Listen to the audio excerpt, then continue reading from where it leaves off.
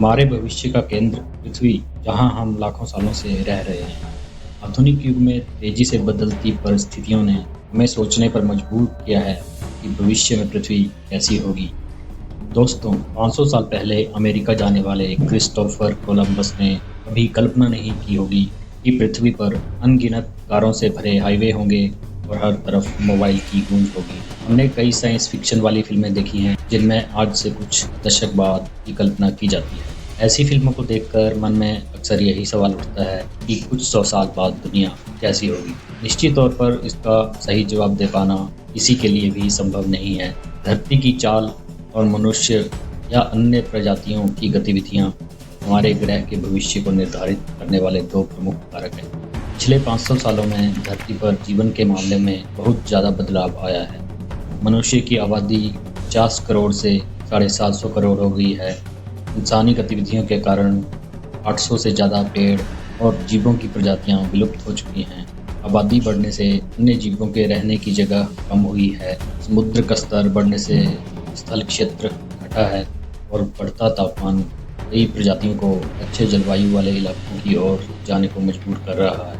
फिलहाल मनुष्य अपनी गतिविधियों को नियंत्रित कर कुछ बदलावों की गति धीमी कर सकता है और जीवाश्म ईंधन का प्रयोग बंद कर अक्षय ऊर्जा स्रोतों का प्रयोग ऐसा ही एक कदम हो सकता है। मनुष्य की गतिविधियां कई तरह से धरती को बदल रही हैं। लोगों ने शहर बसाने और खेती करने के लिए बड़े बड़े जंगल काट फेंके हैं। कई जंगली जीवों के ठिकाने खत्म हो चुके हैं, जिससे पूरा पारिस्थितिक तंत्र प्रभावित हुआ है।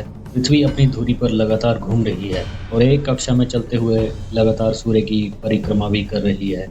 और अगर भूवैज्ञानिकों की माने तो 500 साल बहुत कम है। हजारों सालों में धरती के झुकाव और उसकी कक्षा में थोड़ा बदलाव होता है। यह बदलाव सूर्य से इसकी दूरी को प्रभावित करता है, जिससे धरती पर जीवन खत्म हो सकता है। इंसानी गतिविधियां जलवायु परिवर्तन का कारण भी बन रही हैं। जीवाश्म ईंधन जलाने से बड़े पैमाने पर ग्रीन हाउस गैसें पर्यावरण से मुक्त हो रही हैं। आमतौर पर ग्रीन हाउस गैसों का काम सूर्य से आने वाली गर्मी को धरती के वातावरण में बांध कर रखने का होता है और धरती का जीवन संभव होने में इनकी बड़ी भूमिका होती है।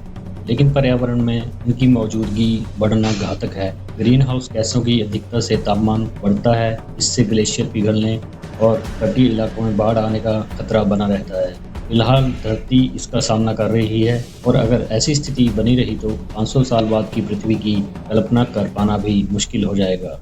अगर वीडियो अच्छा लगा तो लाइक और शेयर कर दें और दिए गए आई बटन पे क्लिक करके हमारी पिछली वीडियो जो धरती के जन्म के बारे में बताती है आप देख सकते हैं। धन्यवाद।